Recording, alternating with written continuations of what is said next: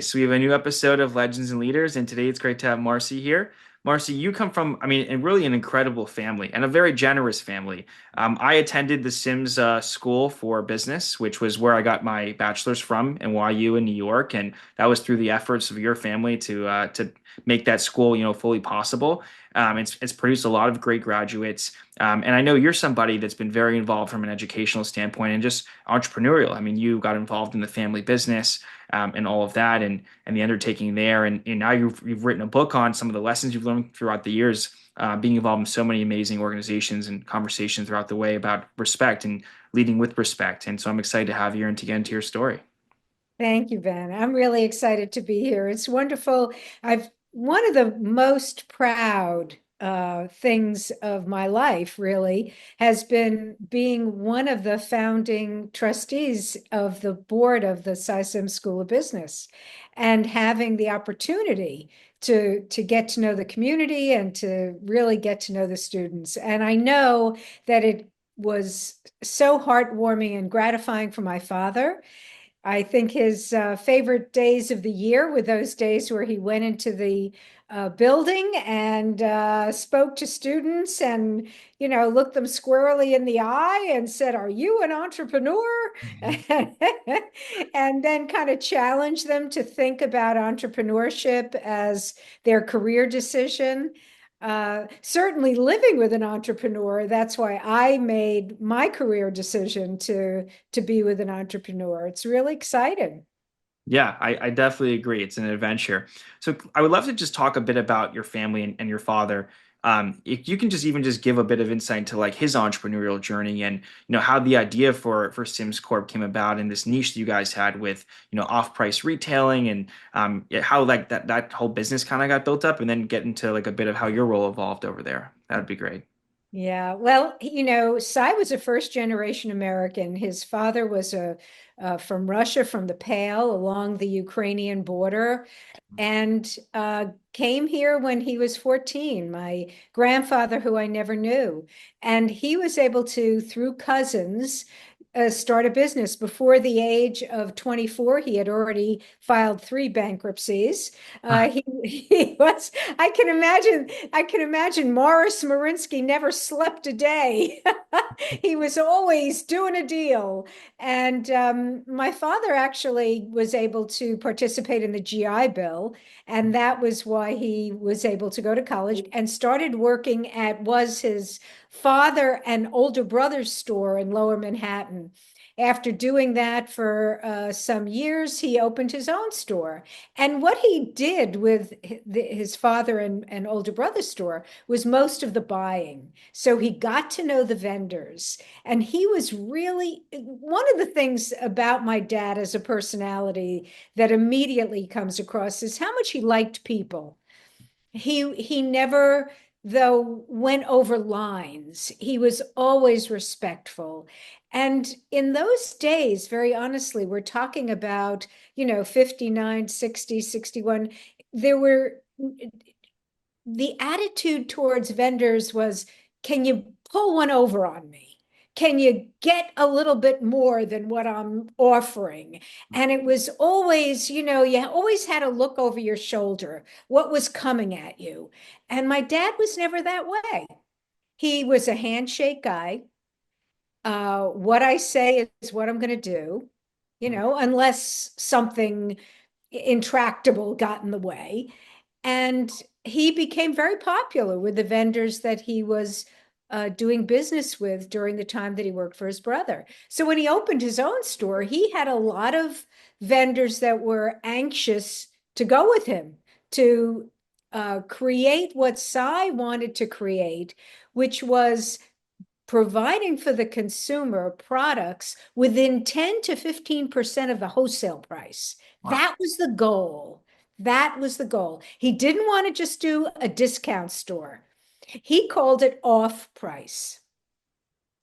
Needless to say, he was successful immediately Huh. with the very first store down near Wall Street on Cortlandt, and it never looked back.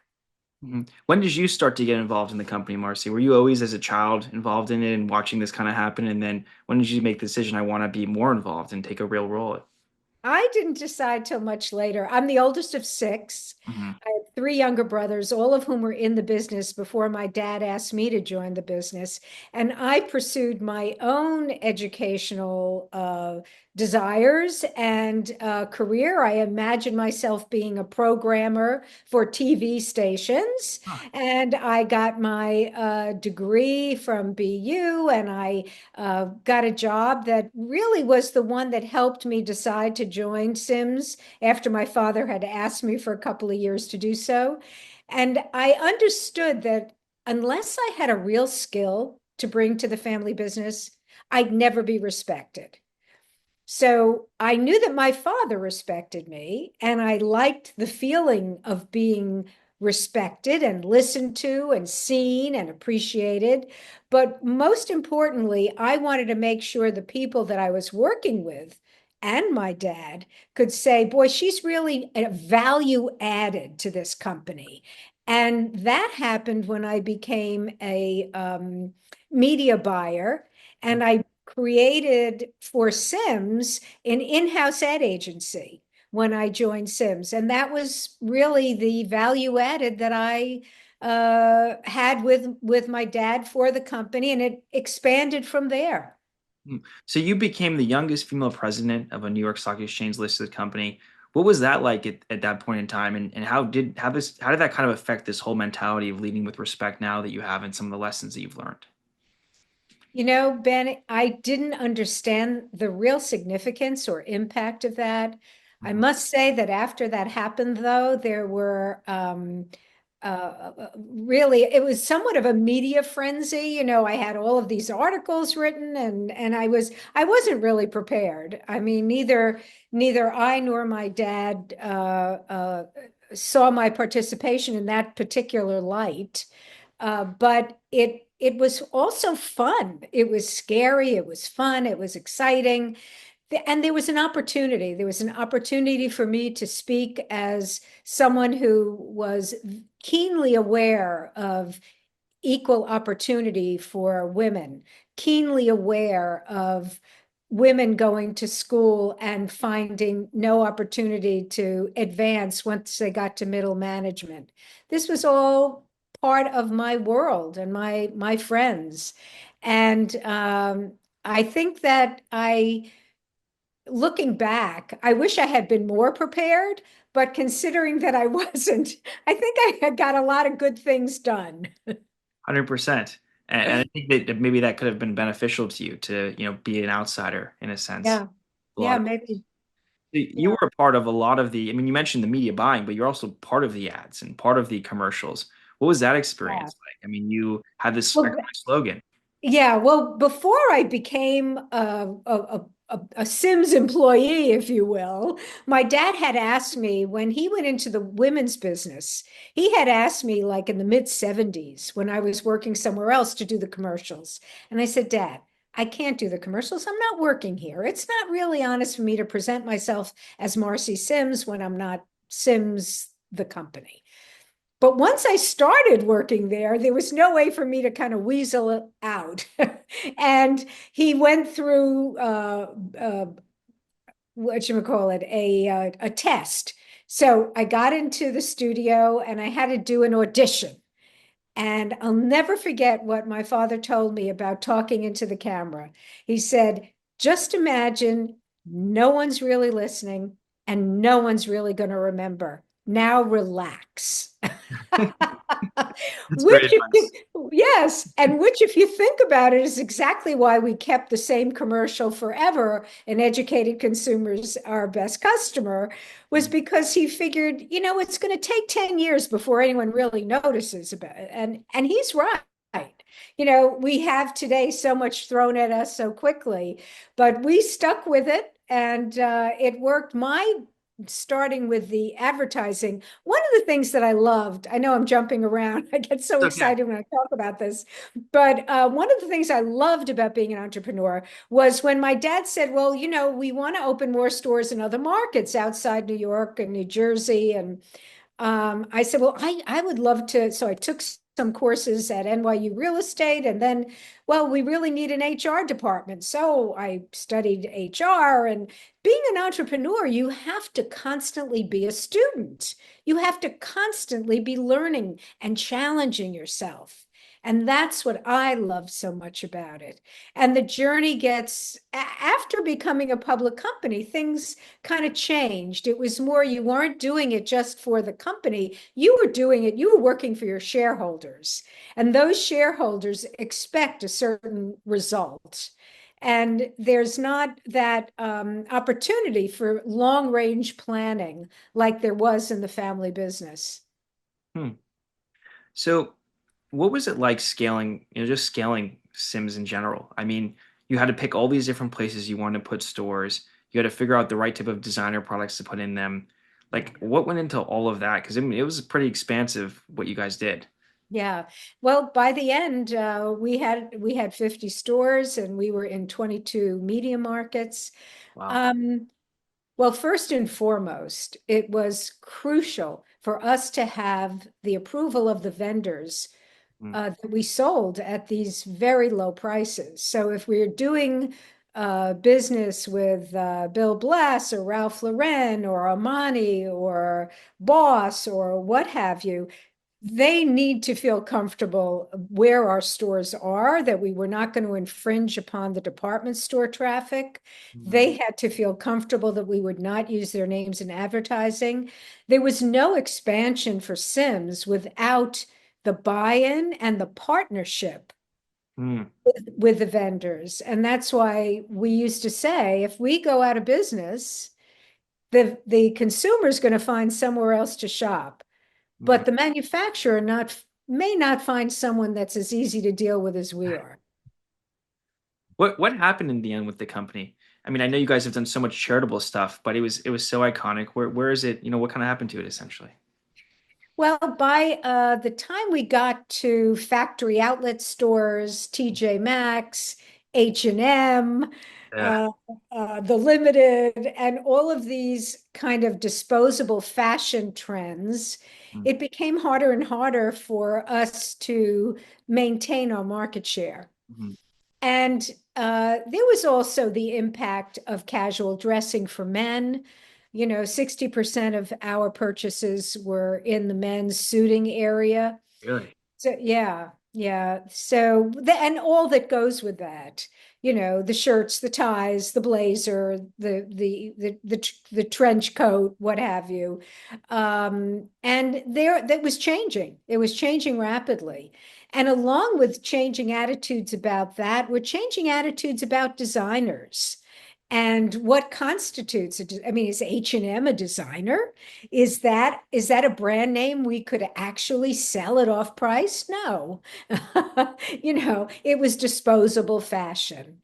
But significantly for us, when the Great Recession came, Mhm. there was an opportunity to purchase Filene's Basement.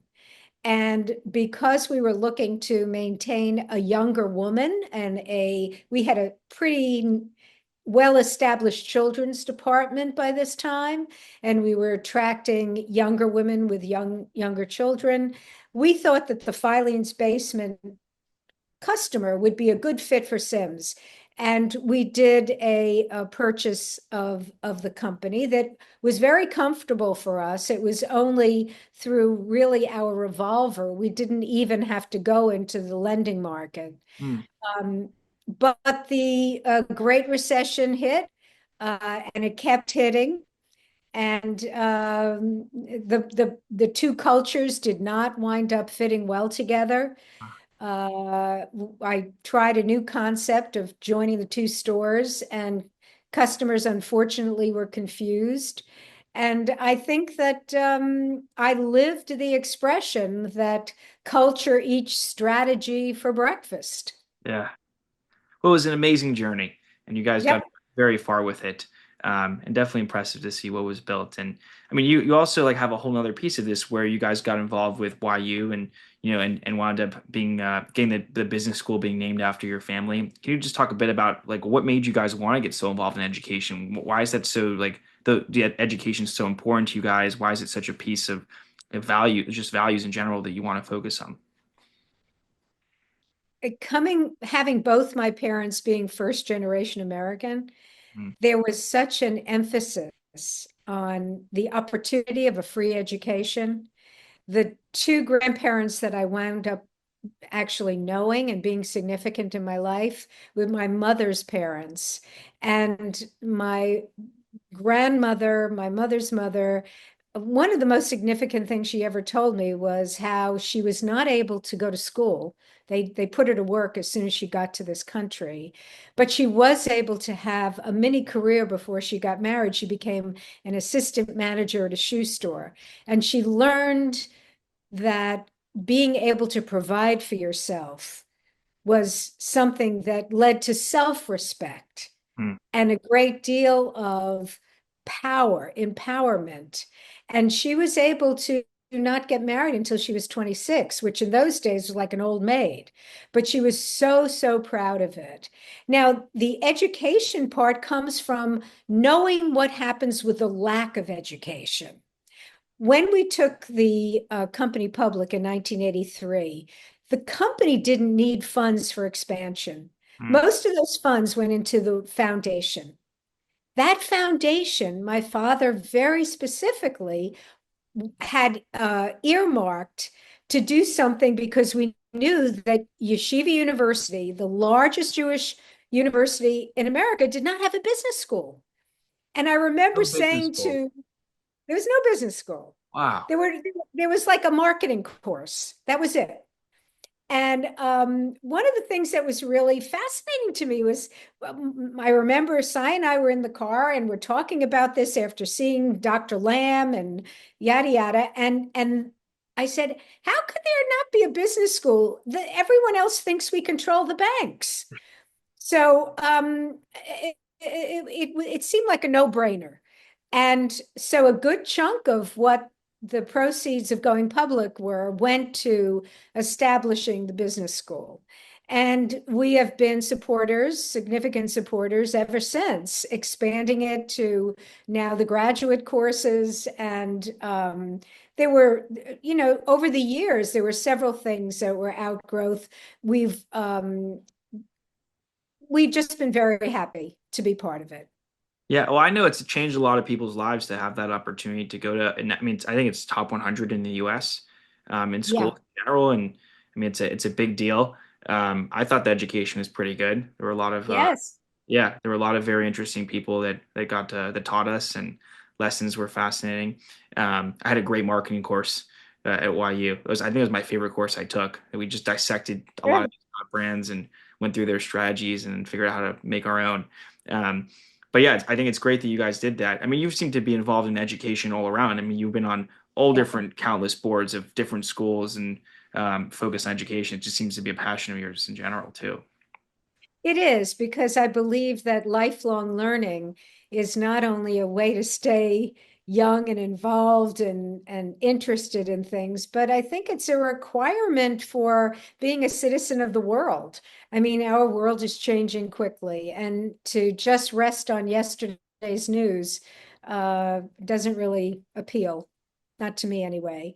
And that actually is one of the reasons that I took a course called Advanced Leadership Initiative at Harvard. When I speak in the book about respect, I'm also talking about respecting oneself Hmm. and being a lifelong student and taking advantage of the opportunity that I had to go to Harvard and to look at what else can I do? How else can I serve? I enjoy serving. I enjoy being part of a mission. And I just expanded my service actually to women. And since leaving Syms, working on the Equal Rights Amendment and being part of successfully getting the last three states to pass the amendment. Ah. So what do you want to do now? I know you've got Leading with Respect, the book that you've just written. That's a whole Yes. piece of what you're doing. I mean, what do you want people to take away from the book, and what do you in general want to accomplish at this point? At this point, I'd like to be part of positive messaging, I think that we're in a pretty dark place right now as a species, looking at climate change, the sacrifices that need to be made, the leadership. And to me, being a leader, um, you need to be respectful. No one's going to follow you if they don't trust you. And trust is something that you earn. And being someone who can respect others, saying, I know what you're going through, I've been through it myself. I recognize you. I see you. I know how it feels. And to genuinely mean that in a way that is better for the server and the served. Um, I'd like to be part of that. So I've done that through not only educational work, but also writing this book. And hopefully the conversations around what does it mean to be respected? What does it mean to show respect? Well, I think that that's great that you really care about providing these values to people. I think respect is the basis for everything in society. I mean, if you don't have respect, you can't get along with others, you can't accomplish things, and we need to respect people that have different opinions than us on stuff too, and work together. So it's really important, and I'm sure there's many great lessons in the book that people can take away from that, and just also from your journey in general through what you've done over the years. That was all the questions that I had, Marcy. I appreciate you taking the time and doing this, and I'm excited to see what comes next. Thanks for coming on. Oh, great. So good to be with you, Ben.